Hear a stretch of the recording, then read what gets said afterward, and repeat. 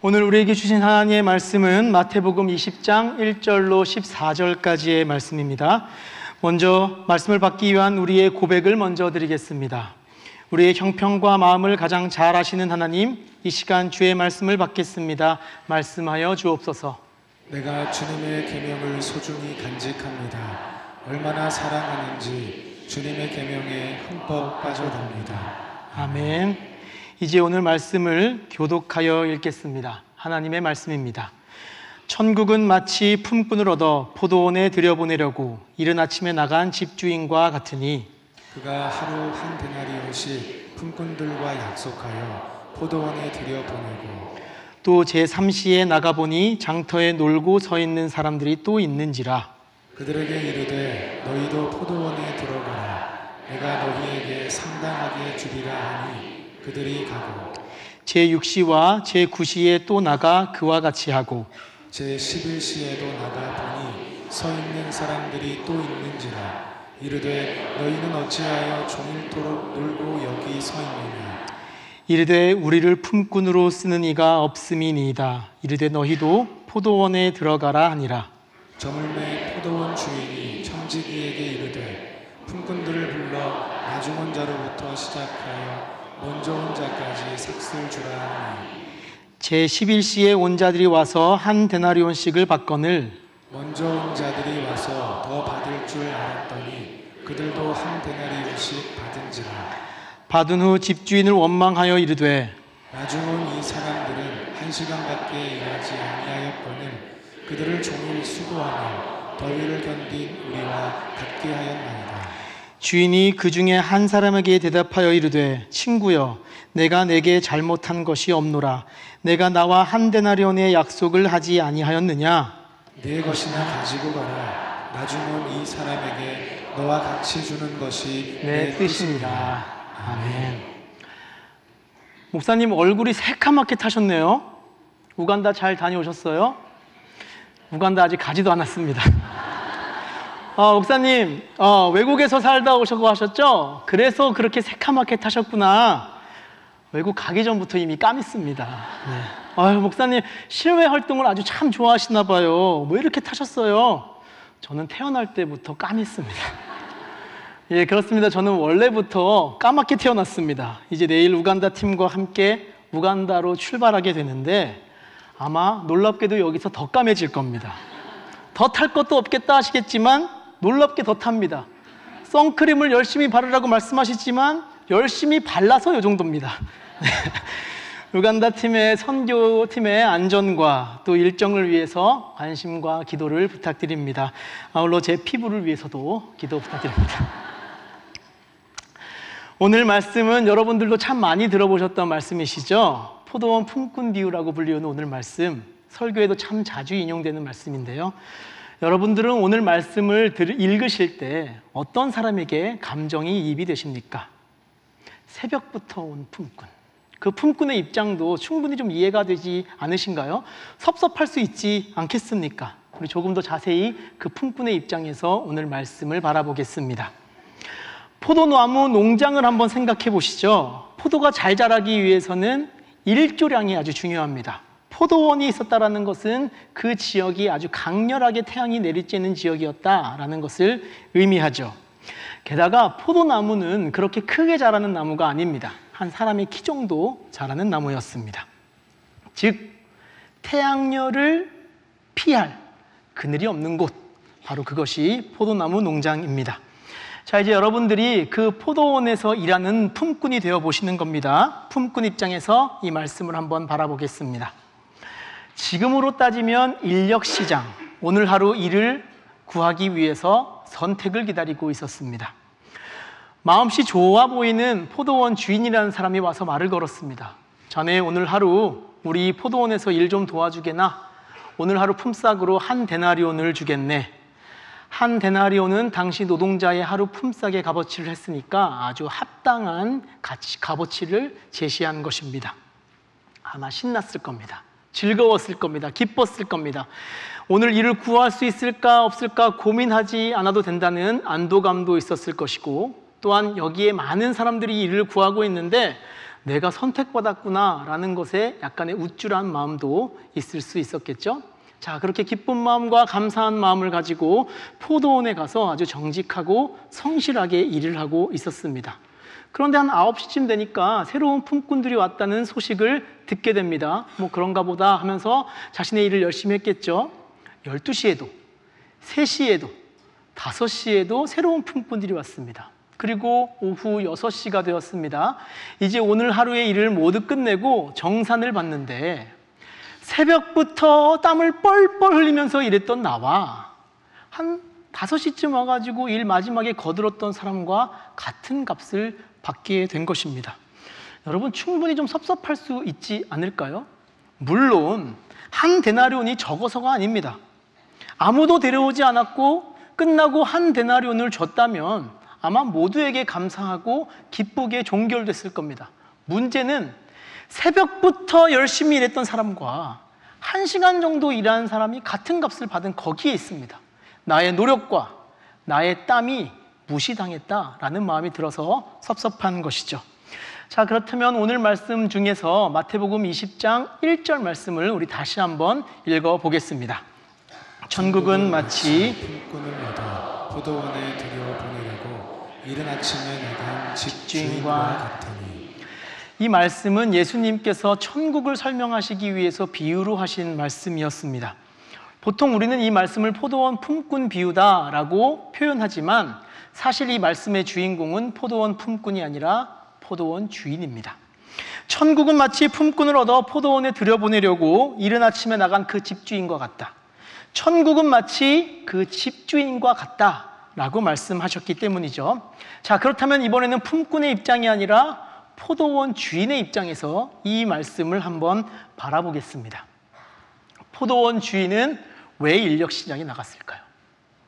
오늘 농장에 할 일이 너무 많아서, 밭이 너무 넓어서 혼자서 도저히 일을 감당하지 못해서 같이 일할 사람이 필요해서 품꾼들을 고용하게 된 것일까요?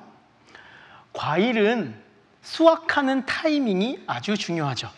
그 타이밍을 놓치게 되면 서릿게 되거나 혹은 과숙하게 되기 쉽기 때문에 수확철에 빠르게 수확을 해야 최상급의 과일을 얻을 수 있습니다. 자, 그렇다면 이 포도원 주인은 품꾼들을 고용한 이유가 최상급의 포도를 효율적으로 수확하기 위한 목적을 가지고 고용을 한 것일까요?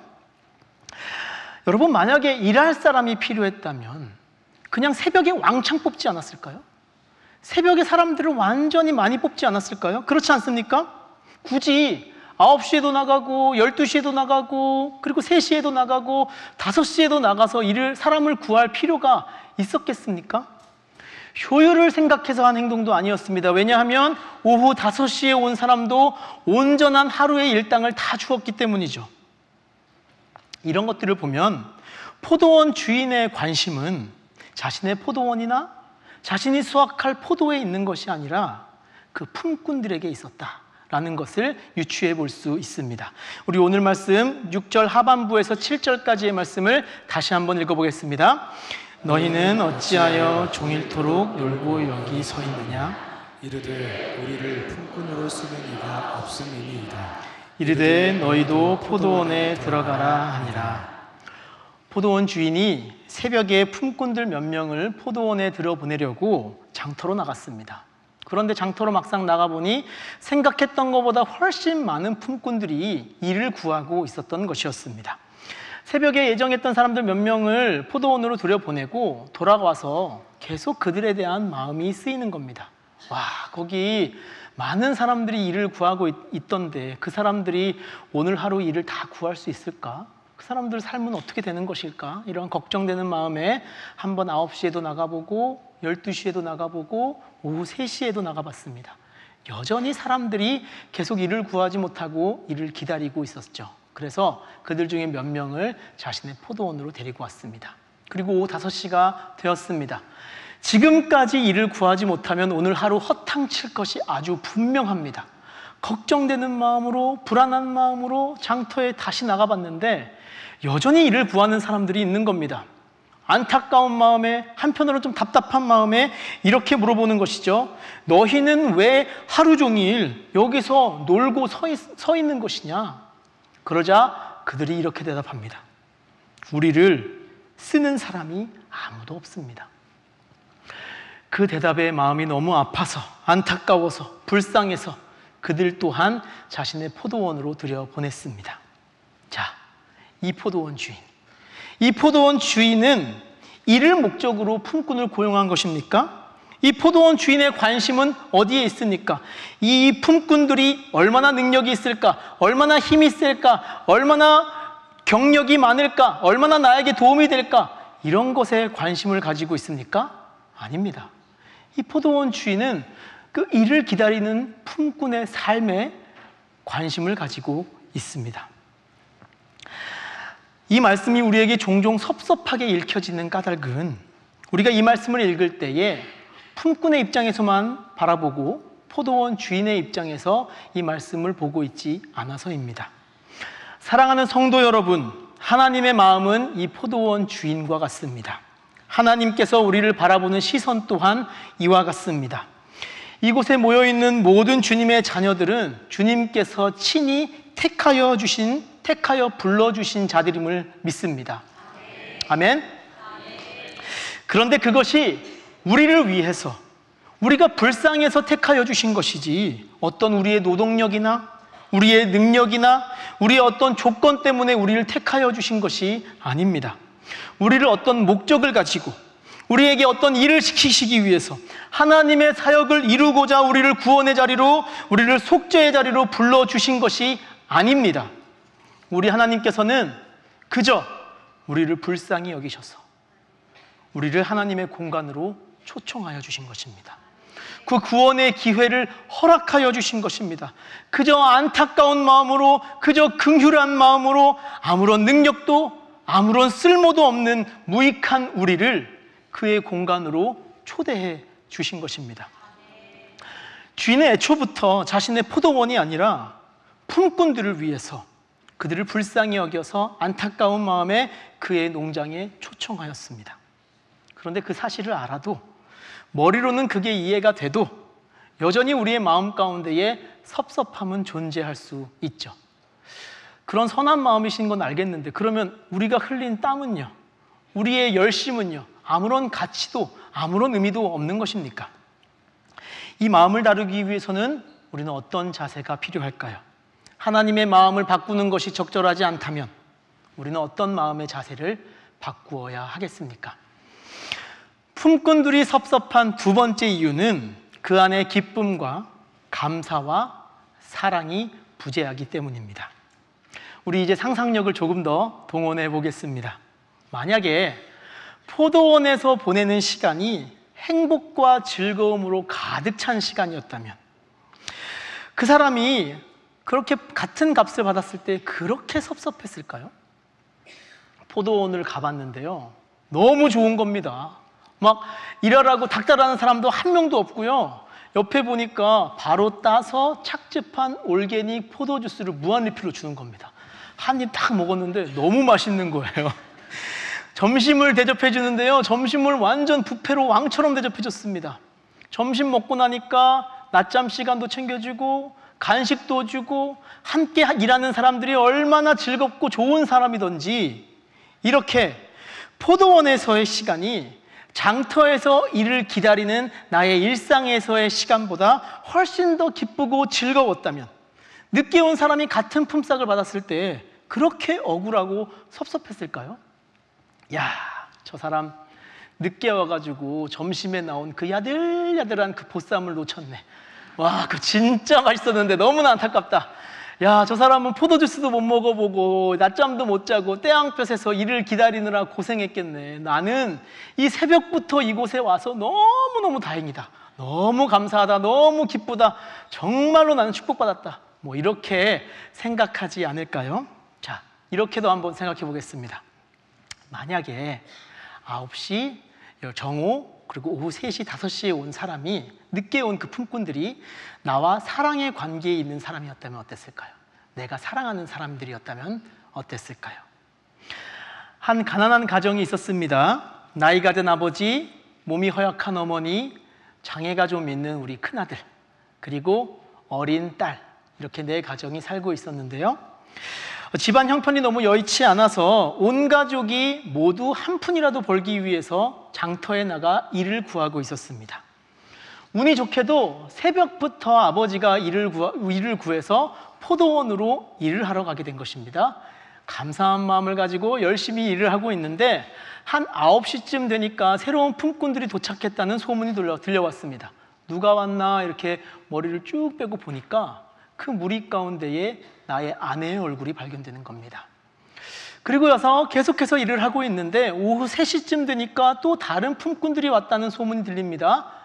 누가 왔나 또 보니까 그 무리 가운데에 나의 장애가 있는 아들이 발견됩니다. 그리고 오후 5시 어떤 이유에선지 또 품꾼들이 도착했다는 소문이 들립니다. 그들 사이에 나의 막내딸의 얼굴이 보입니다. 자, 그렇게 일을 마치고 온 가족이 모여서 각각 받은 한 데나리온을 모아놓고 어떤 아버지가 야, 내가 새벽부터 땀을 뻘뻘 흘리면서 일했는데 1시간 정도 띡 일한 내 막내딸이랑 똑같은 값을 받더니 정말 섭섭해서 내가 돌아가시겠네, 이렇게 생각하는 아버지가 세상에 어디 있겠습니까? 감사하며 기뻐하며 그 포도원 주인에게 큰 절이라도 올리고 싶은 마음이 들지 않았을까요? 우리도 세상에서 그리스도인으로 살아가다 보면, 하나님의 몸된 교회를 섬기다 보면 종종 이 새벽부터 온 품꾼처럼 섭섭한 마음을 갖게 될 때가 있습니다. 하나님, 왜 저는 이렇게 새벽마다 와서 이렇게 기도하고 정말 주님의 제자로, 주님의 자녀로 살아가기 위해서 이렇게 치열하게 노력하며 살아가고 있는데 왜 제 기도는 이루어지지 않는 것입니까? 왜 저는 언제나 복과 멀어져 있는 삶을 사는 것입니까? 왜 제 옆에 있는 이 집사님만, 저 권사님만 왜 복을 받는 것 같고 기도가 이루어지는 것 같습니까? 하나님, 저 솔직히 너무 섭섭합니다. 목사님, 제가 장로 후보가 되지 않은 것이 섭섭한 게 아니고요, 이 집사님이 된 게 섭섭합니다. 이거는 좀 아니지 않나요? 이런 경우도 있을 수 있겠습니다. 건축한 이후에도 섭섭함이 우리를 찾아올 수 있습니다. 우리와 함께 광야도 지나지 않았고 건축의 과정도 참여하지 않았고 드림도 작정하지 않은 사람이 무슨 자격으로 저렇게 말을 하는 겁니까? 아니, 새 예배당 지어지고 띡 온 저 사람과 저랑 똑같습니까? 이렇게 하시면 섭섭하죠. 사랑하는 성도 여러분, 그렇게 섭섭함이 우리의 마음 가운데에 찾아왔을 때 그 원인을 밖에서 찾아보는 것이 아니라 내 안에서 한번 찾아보면 어떨까요? 내 안에 즐거움이 있었는지, 내 안에 기쁨이 있었는지, 내 안에 감사가 있었는지, 그리고 사랑의 눈으로 우리의 이웃을, 주 안의 형제들을 바라보고 있는지를 한번 점검해 보시기를 축복합니다. 만약 우리가 예배하며 기도하며 또 하나님과 교제하는 과정 가운데에 진정한 즐거움이 있었다면, 진정한 기쁨이 있었다면, 감격이 있었다면, 행복이 있었다면 우리가 더 기도한 것으로, 우리가 더 예배한 것으로, 우리가 더 봉사한 것으로 인해서 결코 섭섭해지지 않을 것입니다. 내가 교회에서 봉사하고 섬기는 것에 있어서 그 안에 기쁨과 행복이 있었다면 하나님 나라를 위해서 우리가 더 섬기고 더 드렸던 것으로 인하여서 섭섭해지지 않을 겁니다. 나의 이웃을, 나와 동역하는 사람들을 내가 사랑의 눈으로, 사랑의 관계로 인식하고 있다면 나보다 더 복을 받는 이웃 때문에, 동역자들 때문에 결코 섭섭하지 않을 겁니다.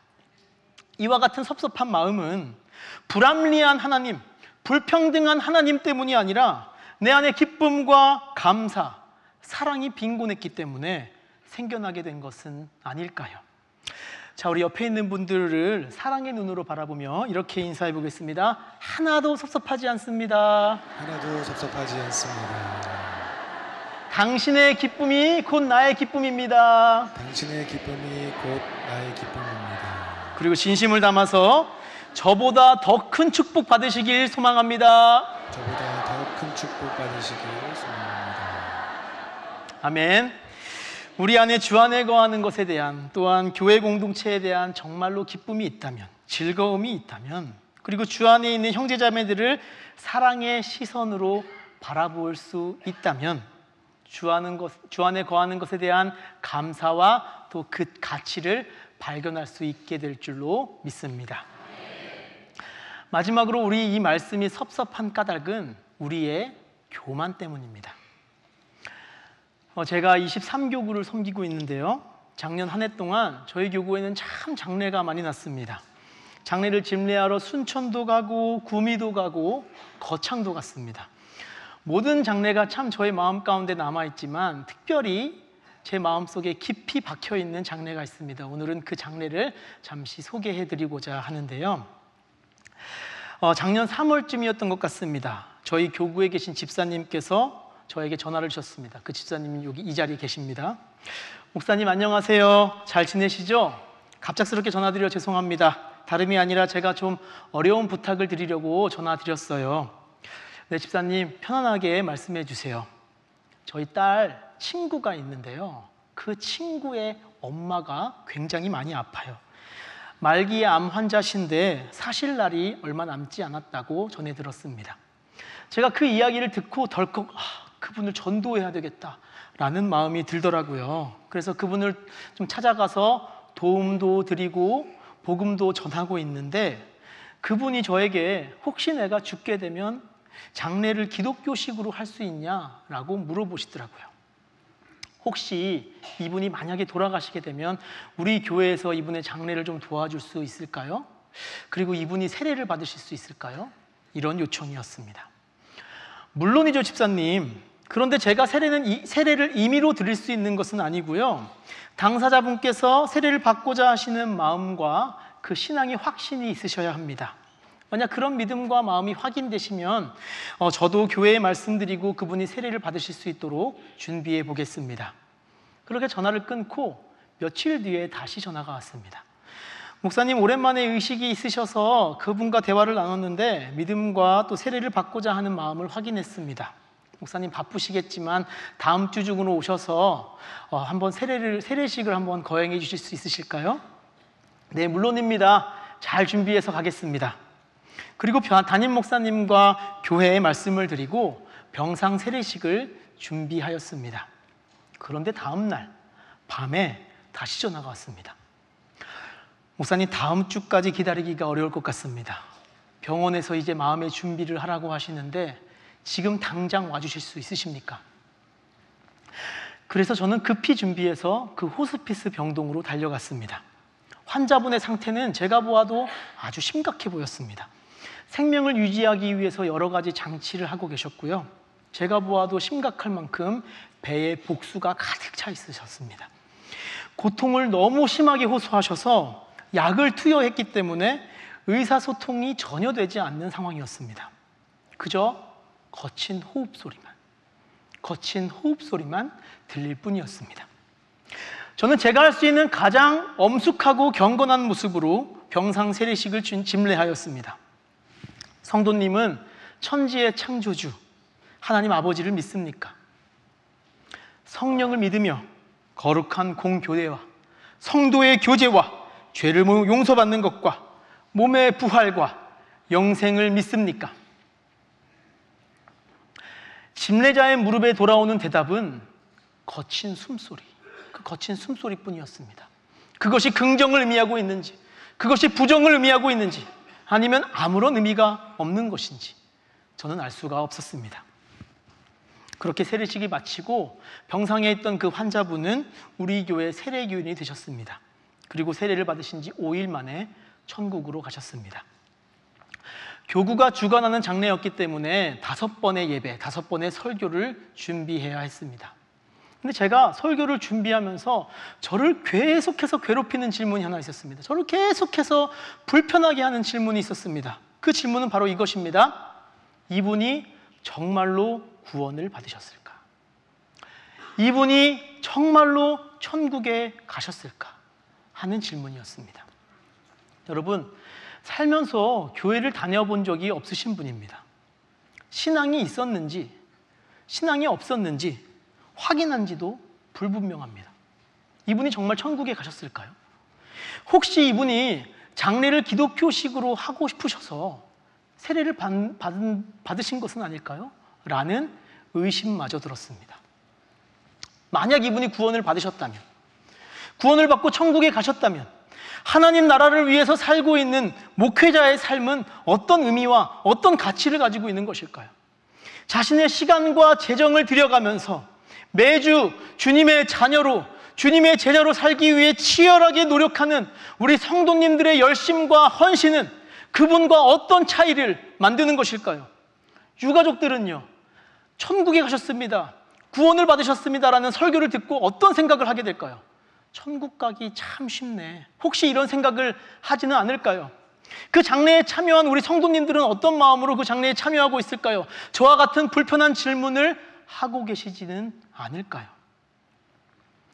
그런 불편한 질문들, 고민들과 씨름하며 설교를 준비하는 중에 하나님께서 덜컥 저에게 이렇게 말씀하시는 것 같았습니다. 상훈아, 너는 뭐가 그렇게 다르다고 생각하니?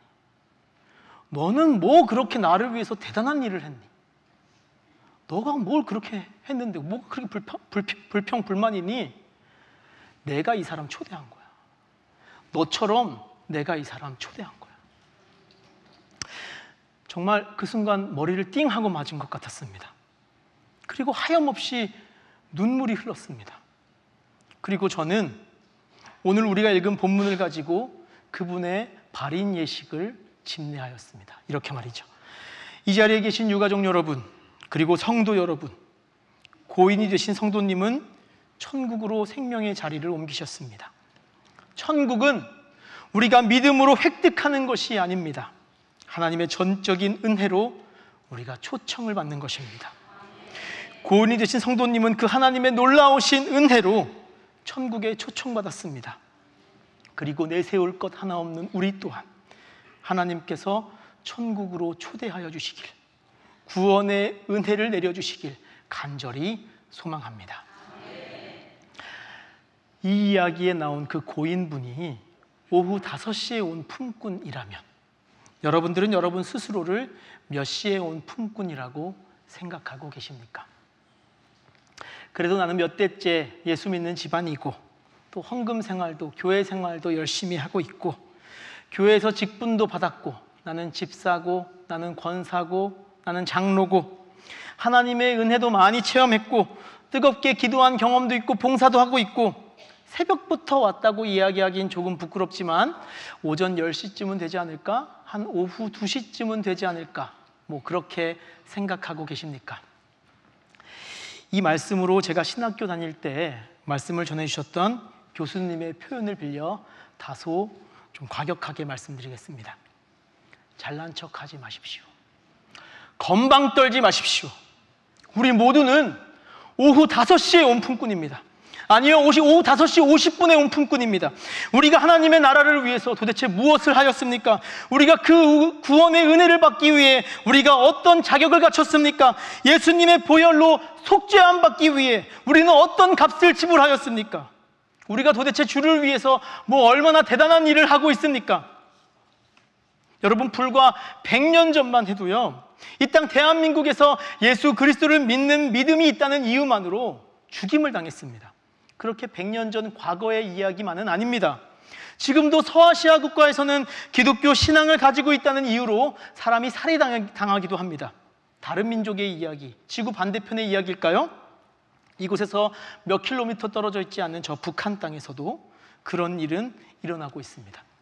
아프리카에서는 지금도 주일 예배를 드리기 위해 수십 킬로미터를 자신이 앉을 의자를 가지고 걸어서 예배 자리로 나옵니다. 여러분, 우리는 믿음을 지키기 위해서 무엇을 하고 있습니까? 하나님 나라를 위해서 우리가 어떤 것을 포기하고 있습니까? 어떤 값을 지불하고 있습니까? 얼마나 대단한 노력을 하고 있습니까? 우리가 십자가의 은혜를 받을 만한 자격이 있는 사람들입니까? 우리가 천국에 갈 자격이 있는 사람들입니까? 아닙니다. 아닙니다. 우리는 자격이 없는 사람들입니다. 우리가 바로 그 무임승차한 사람입니다. 우리가 바로 그 오후 5시에 온 품꾼입니다. 오후 5시 50분에 온 그 품꾼입니다. 사랑하는 성도 여러분, 천국은 우리가 믿음을 증명해서 얻어내는 것이 아닙니다. 자격을 가져서 우리가 획득하는 것이 아닙니다. 그저 주님의 은혜로만 초청을 받는 것입니다. 여러분, 구원은요, 우리의 신앙을 우리가 증명했기 때문에, 하나님에 대한 사랑을 우리가 보여줬기 때문에 우리에게 보상으로 받게 되는 것이 아닙니다. 자격이 없음에도, 아무런 쓸모가 없음에도 그런 우리를 불쌍히 여기셔서 하나님께서 우리를 생명의 길로 초대하여 주신 것입니다. 구원의 기회를 허락하여 주신 것입니다. 아무런 자격 없는 우리를, 아무런 쓸모없는 우리를 천국으로 초대하여 주신 것입니다. 전적인 은혜입니다. 우리 예수 그리스도의 십자가의 은혜를 기억하기를 소망합니다. 우리의 자격을 보시고 우리의 노력을 보시고 우리의 그 크신 은혜를 허락하여 주신 것이 아니라, 자격이 없음에도, 아무런 쓸모가 없음에도 그런 쓸모없는 우리를 불쌍히 여겨주신, 죽을 수밖에 없는 우리를 조건 없이 사랑해 주신 그 주님의 은혜를 기억하길 소망합니다.